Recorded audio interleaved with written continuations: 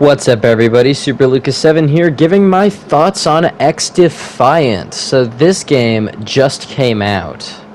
And when I mean just came out, I mean like it came out at 10 a.m. yesterday. And I say yesterday loosely because it's about 1 hour after today began. Yes, it's 1 in the morning on a school night. I shouldn't be up now. I should be studying for the sex ed quiz I have tomorrow, but I don't give a hoot.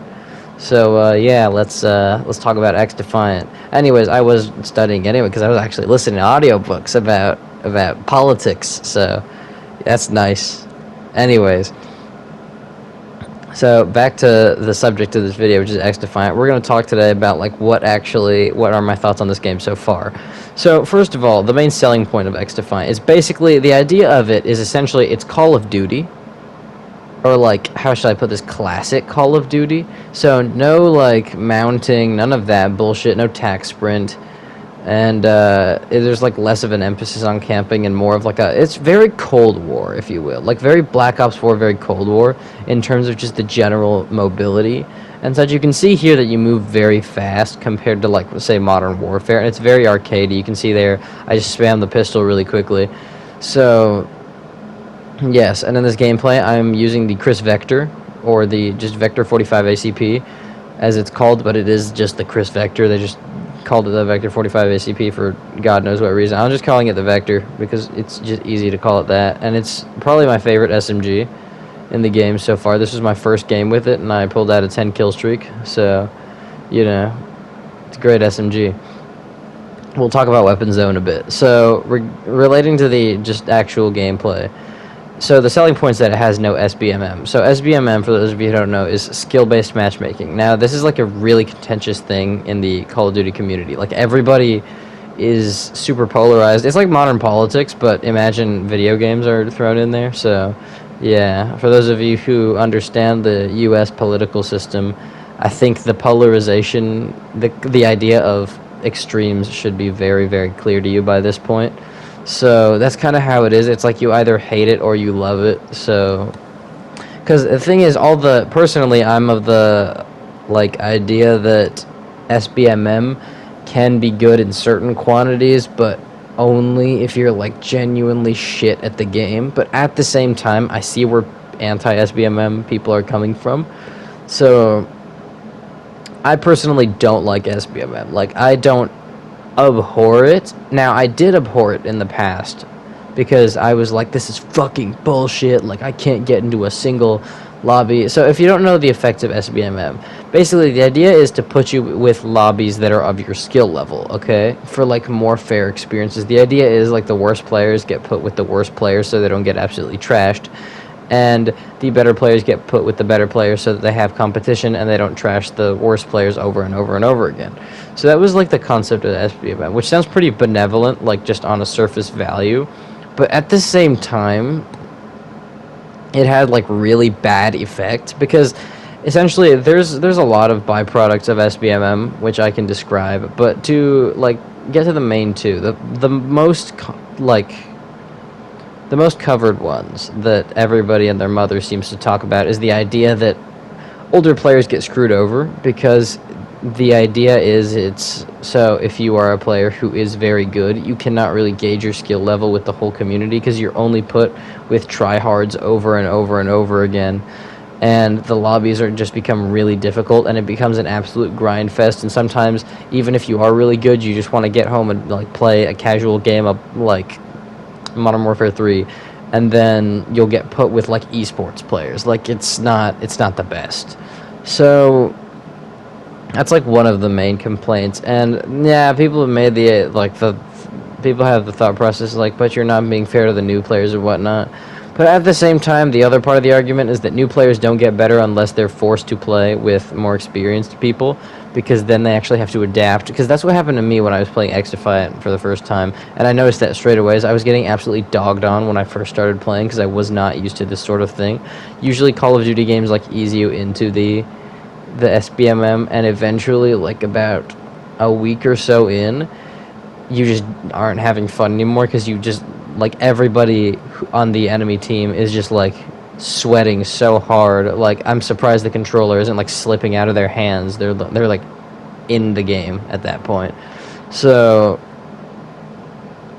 in XDefiant, I noticed there was a difference because in my first game, I got like almost stomped. Now I did go positive. I went 15 and 10, but nevertheless, like I don't expect that out of a typical SPS, especially when this fast paced, like an FPS like this. Usually whip out 30 kills on Dom, but no, I went 15, and I was like, damn. And that might also be, I haven't played video games in a while. I've been focused on like my own personal studies, not for school, but I have my own ambitions in the future that I'm working on. So that was like something that I was primarily focused on. And because of that, like I hop on and it's like, whoa. But what's funny is I found myself kept playing, like I couldn't stop playing as soon as I started, because I was like, you know, I'm determined to like get a good ass game, because I kept getting in lobbies over and over where there were good players and there were also like really shit players. So the balance of the two was really nice, because you don't see that in COD. In COD, if you do well in one, because it's EOMM as well as people call it, engagement optimized matchmaking. It's like if you do badly in one game, then you'll get put in an easy lobby the next. And the idea is to keep you addicted, because it's like you're always searching for that easy game. Because you'll keep playing the harder ones, because eventually you'll get a really good one. And it also encourages people to like buy shit in the shops, because you can get like weapon blueprints early and whatnot. And it's just a little bit scummy. A little bit very scummy. It's also stupid that they charge $70 for a game that has that, because I can see that for an indie shooter, because SBMM seems like a very niche thing compared to what you would consider AAA, but no. So that's primarily what I have to say about SBMM. SBMM. Why the fuck did I like mispronounce that? Anyways, but that's my thoughts on that section of this like debate, because it's a very complicated thing, and I would honestly recommend, if you want to get some super entertaining like perspective on what that is, and by entertaining I mean the guy who makes this is like absolutely hilarious, and he rages sometimes, but it's honestly really funny, and he makes very valid points. Check out Blame Truth, because he does very good videos on like why Call of Duty is failing. And what's interesting is he makes very valid points, but he also gets very angry in the videos, so it's very entertaining to watch, because you know he's right, but at the same time you're also kind of enjoying his personality. So if you are interested in that whole debate, just check out Blame Truth. But anyways, to XDefiant itself as a game, like the actual gameplay. So first of all, I love the movement. The movement is really good. It's essentially, so what I like about it, it reminds me of Cold War, but it's more fluid, which is something I thought I would not say, because Cold War, let me tell you, okay, that game, I was like, that was my entire, let me think here, that was my 6th, 7th, and 8th grade years, just combined, was Black Ops Cold War. Like, I have like over 1,000 hours on that game. I played the shit out of that. It was so good. But the SBMM was like my one issue with it, and this seems like that but fixed, which is really nice. But the movement is also smoother, and the gunplay is buttery, is the best way I can put it. Like, I don't know if you see here with the Vector, but gunfights are very interesting, because they are very Treyarch-esque, which by that I mean they're more about the actual aim of the person than about your positioning or your reaction time, which is honestly quite refreshing, because it's true that like some people are going to be like, well, I prefer the strategic element of positioning. Go play like Rainbow Six Siege if you want that, because like that's, if you would like the strategic element, do that, or just like play a strategy game. So, and I love strategy. War strategy is really cool to study for me, but like in a first-person shooter, I don't want to be worrying about that when I'm just trying to relax after getting home from school. So I like more for the game to be about my aim, and also since I don't have the best Wi-Fi, it's also good that reaction time isn't so important. Like, I've reversed a couple kills in this game already, and I'm learning how to. Headshots are very important. In terms of the weapon selection, very, very good weapon selection. Every gun feels unique in its own way. Now, I will say some are completely useless. The AK-47, for instance, I don't know why it exists. It's good for long-range engagements, I guess. The M16 as well, you could say. But The ACR is extremely powerful, and so is the M4A1. I have not unlocked the other one, but it looks pretty good. The one, I don't know, it looks like the MTAR, but it's something else. It's like an SMG AR hybrid.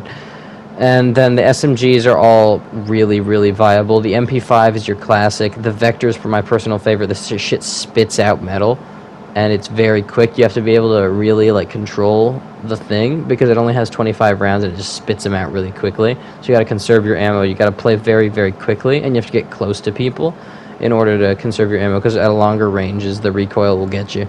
So with that being said, I'd say that, oh, and other thing, the sniping in this game, that is the one thing I think they might have to do something about because it is extremely good. And no, but what I mean by good is it's too viable almost. So anywho, that's basically, those are my thoughts on XDefiant. The game modes are good, although my one problem is that the screen gets a bit cluttered after a while. So that's basically it for this video. I just wanted to get my quick thoughts on XDefiant, SBMM, this whole thing. And yeah, enjoy the rest of your day, and I might do an update at some point. So yeah, ciao.